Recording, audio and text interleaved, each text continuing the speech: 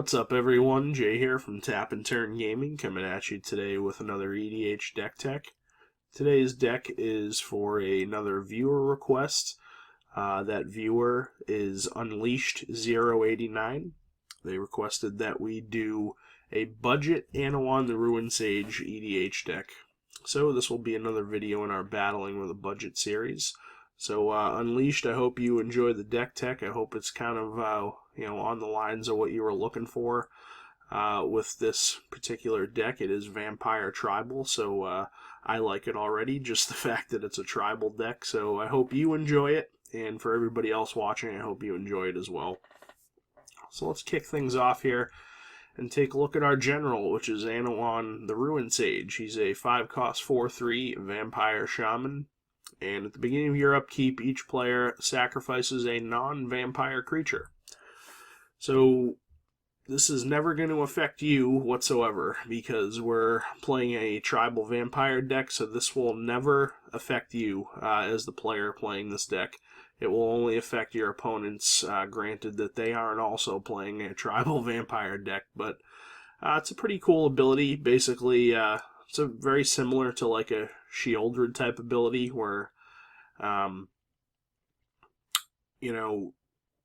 every other opponent's upkeep they have to sacrifice a guy. But what's cool about this is that at the beginning of your upkeep, each player sacrifices a non-vampire creature. So, once it goes to your upkeep, if you're playing a multiplayer game, say you have 3 opponents, all 3 of your opponents on your upkeep are going to sacrifice a non-vampire creature. Excuse me. Also have to apologize for the raspiness in my voice. I'm getting over a cold, so apologies for that. But anyways, that's more or less what our general does, Anowon the Ruin Sage. First up, we're going to take a look at the very, very basic land base for this deck. We run a Bajuka Bog, a Rogue's Passage, and 36 Swamps. So with this being a budgetized deck, we went pretty heavy with the basics, and it doesn't really hurt the deck at all, seeing as it's mono black. You don't really need anything too crazy in your land base, but we get the Bog for the Graveyard Hate and the Rogue's Passage to make a guy unblockable if we need it. Next, we'll take a look at the artifacts that we run. We run an Ashnod's Altar for the free sack outlet that gets us 2 to our mana pool. A Banshee's Blade. It's a 2-cost equipment, 2 to equip. Equipped creature gets +1/+1 for each charge counter on Banshee's Blade. And whenever equipped creature deals combat damage, put a charge counter on this card. Now, what's cool about this is that the creature just has to deal combat damage. He doesn't even have to deal combat damage to a player. So, if they deal combat damage in combat to another creature, they're going to get a charge counter on this equipment. So it's a pretty cool equipment, and this is a relatively aggressive style deck, so you could probably rack up the charge counters on this pretty good. Next, we have a Conjurer's Closet to flicker out our creatures on our end step, and then they come right back. We don't have too many enter the battlefield effects, but the ones that we do have are pretty nice. Infiltration Lens, another equipment. 1 to play, 1 to equip. Whenever the equipped creature becomes blocked by a creature, you may draw 2 cards.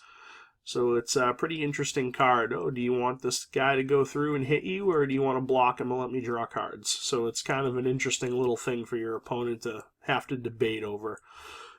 Excuse me. Next we have Masterwork of Ingenuity. 1-cost artifact equipment, and when it comes into play, it comes in as a copy of any equipment on the battlefield. So what's cool about this is that if your opponent drops, some sort of profit and value, you can play this for 1 and it becomes a copy of that. So it's a pretty cool card. Then we have Nim Deathmantle, basically there for the creature recursion by paying 4 when a creature dies, and we can bring it right back to the board and attach this to it immediately. Strionic Resonator lets us copy our triggered abilities for 2 and tapping it. Swiftfoot Boots for the hexproof and haste on a guy. And Whisper Silk Cloak for the unblockable and shroud on a guy. Next we'll look at our sorceries. More or less like tutors and wraths here, but we do have a couple of other cards that, do cool things for us. For instance, Blood Tribute is a 6-cost black sorcery with a kicker cost of tapping an untapped vampire you control. And then what this card does is target opponent loses half his or her life, rounded up. If it was kicked, you gain life equal to the life lost this way. So just for the very easy kicker of tapping and one untapped vampire you control, you can gain a lot of life off of this and ruin somebody else's day. Then we have Crux of Fate for the Wrath, Dark Petition for the tutor, Decree of Pain for the Wrath, Diabolic Revelation for the tutor, Diabolic Tutor, Extinguish All Hope, another Wrath, Increasing Ambition, another tutor, Life's Finale, another Wrath, Mutilate, basically another Wrath for us because all creatures will get -1/-1 for each swamp we control. Sever the Bloodline lets us exile a creature and all other creatures with the same name as that creature, so it's pretty good on tokens. And then we can flash it back for 5 and 2 black, and Victimize allows us to resurrect 2 creatures out of our graveyard by sacrificing a creature to this. Next are the instants that we run. We run a Doomblade, Echoing Decay, Murder, Scour from Existence, Terror, and Victim of Night. More or less just all kill spells there for us. Mostly spot removal for creatures, but the Scour from Existence is nice because it'll let us exile any permanent. It does cost 7 mana, but the fact that it's colorless means that we can, basically play it in any deck. And black does need the love for, like artifact and enchantment removal because it literally can't deal with artifacts or enchantments at all. Excuse me. Next are the 2 enchantments that we run. We run Dictate of Erebos and Palace Siege. Dictate of Erebos is just a much cheaper Grave Pact for us, so it's much more budget friendly, and the Palace Siege is there for the Khan's ability where we can get that creature recursion.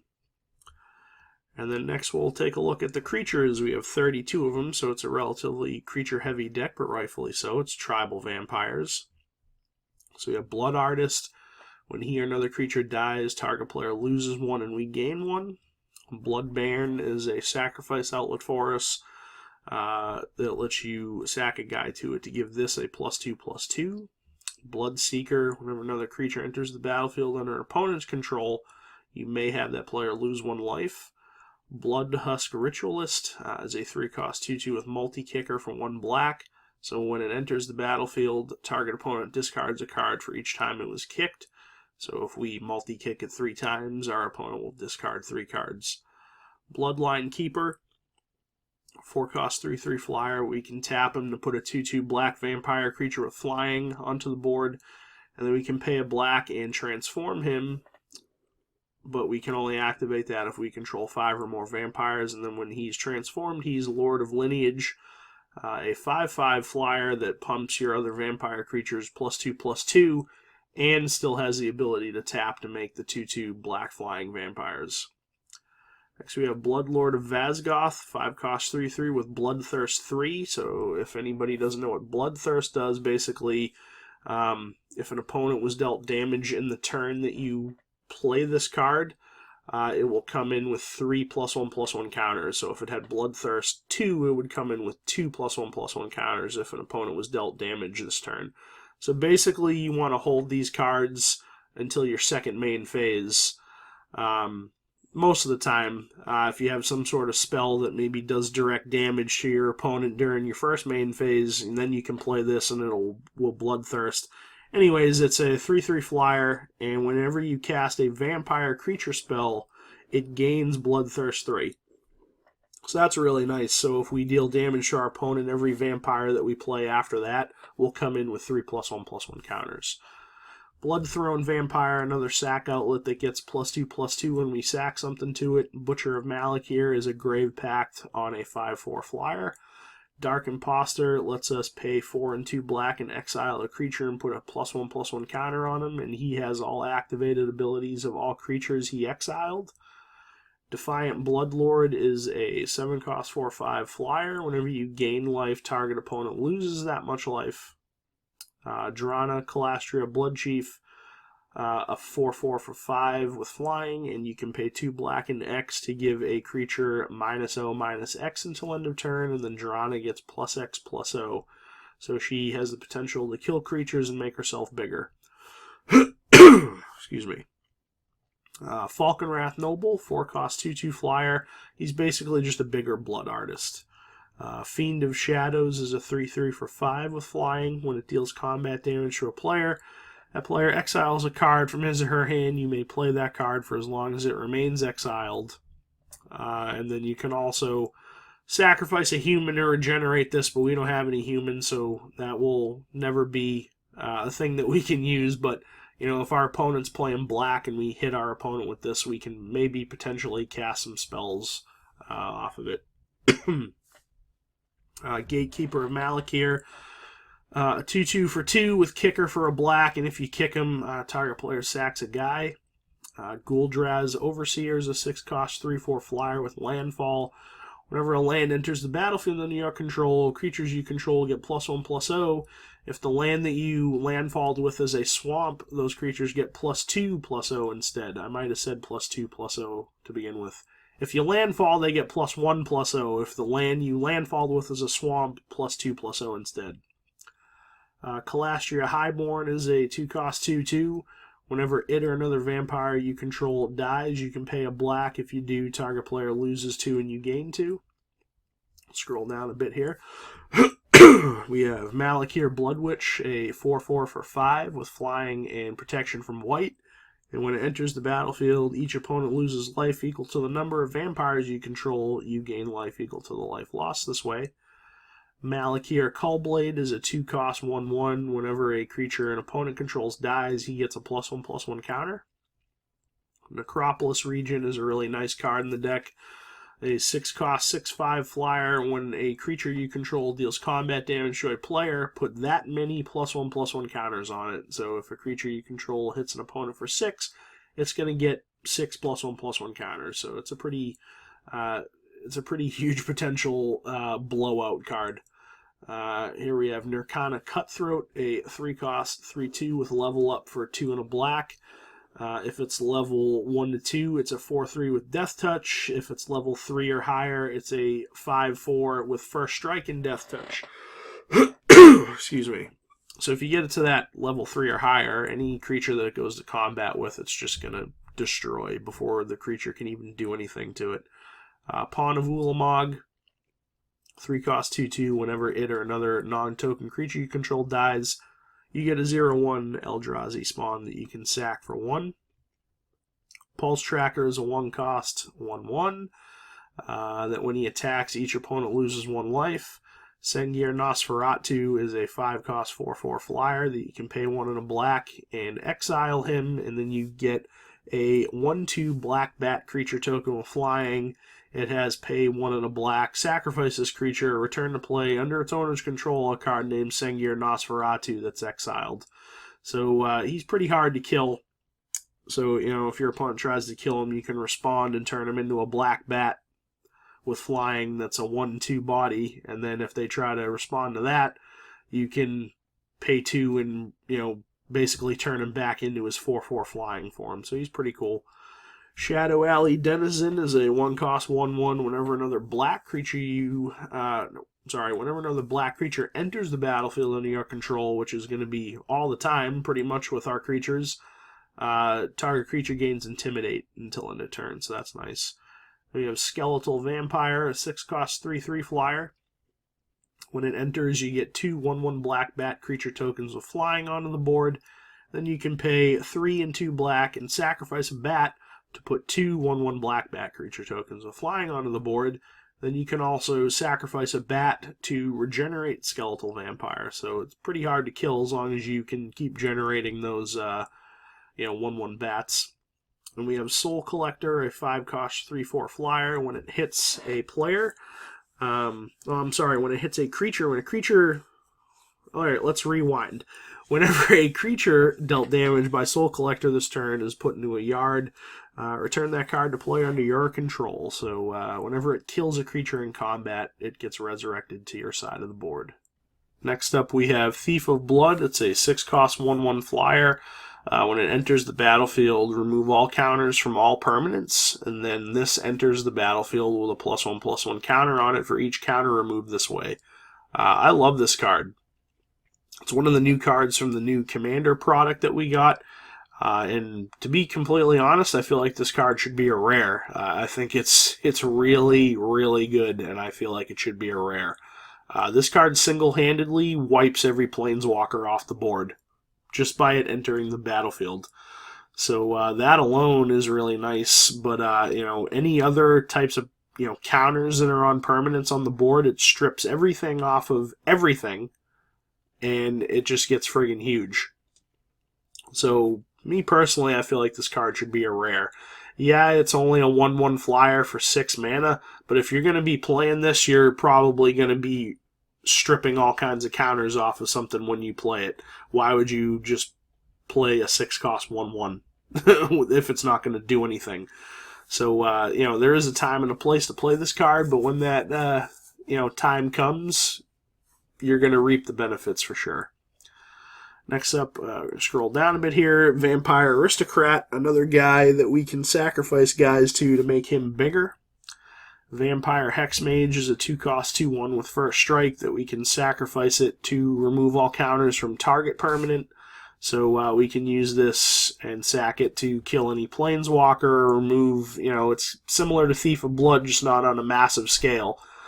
So more or less why I would play this card is to just single-handedly kill a Planeswalker with it. Vampire Nighthawk is a 3-cost 2/3 flyer with Death Touch and Lifelink, so that's pretty nice. Then we have Vampire Warlord, a 5-cost 4/2, where you can sacrifice another creature to regenerate him. And Viscera Seer is a 1-cost 1/1, where we can sacrifice a creature to scry 1. So that wraps up the deck, guys. So Unleashed, I hope you enjoyed it. I hope this was kind of on the lines of what you were looking for in the deck. Everybody else watching, I hope you enjoyed it as well. One thing that I did forget to mention at the beginning of the video is the price of this deck, seeing as this is a Battling with a Budget video and we wanted to stay under $50 for the deck. So the price of this deck as it stands right now is $49.45. So we did, stay right under that cusp, right under that $50 mark. But there are some cards Unleashed if you, have a couple extra dollars to throw into it. Things like Blade of the Blood Chief, Door of Destinies, possibly the new Drana Liberator, or Malakir would fit in really well into this deck.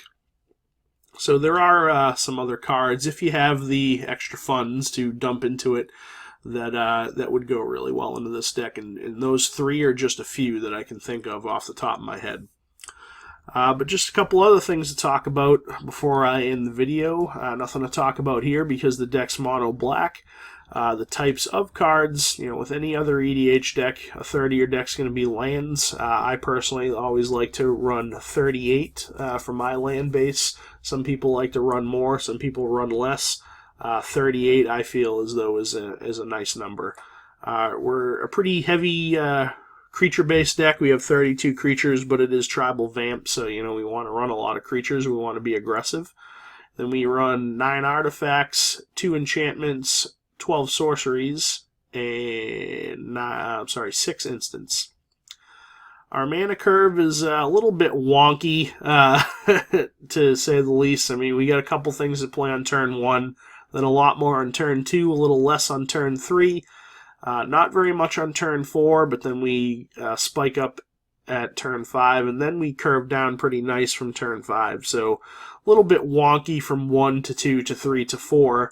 But once we get up to like turn 5, we can consistently play, probably anyway, more than 1 spell a turn. The average converted mana cost for this deck is 3.75, so that's, not too bad. And the types of tokens that the deck can generate are 2/2 vampires, 1/2 bats, 1/1 bats, and 0/1 Eldrazi spawns. So that about wraps up everything, guys. So hope everybody enjoyed it. If you did, thumbs up the video. Let me know that you did so we know to keep making videos like this in the future. If you have any other deck suggestions for us, For decks that you want to see, throw them our way in the comment section below. Derek and I are working on a pretty hefty list of decks at the moment, but if you guys want to see a specific general built around, whether it be a budget or a non-budget build, just throw some comments in the comment section below. Or if you just want to talk about this deck and, if there are any cards that I maybe missed the ball on that would be, still budget friendly for this deck, let me know. And if you're not already subscribed to Tap and Turn Gaming, please hit that subscribe button. We really do appreciate it. But anyways, this has been Jay with Tap and Turn Gaming. Again, hope everybody enjoyed watching the video. Like, comment, subscribe, all that stuff, and we'll catch you later. Thanks a lot.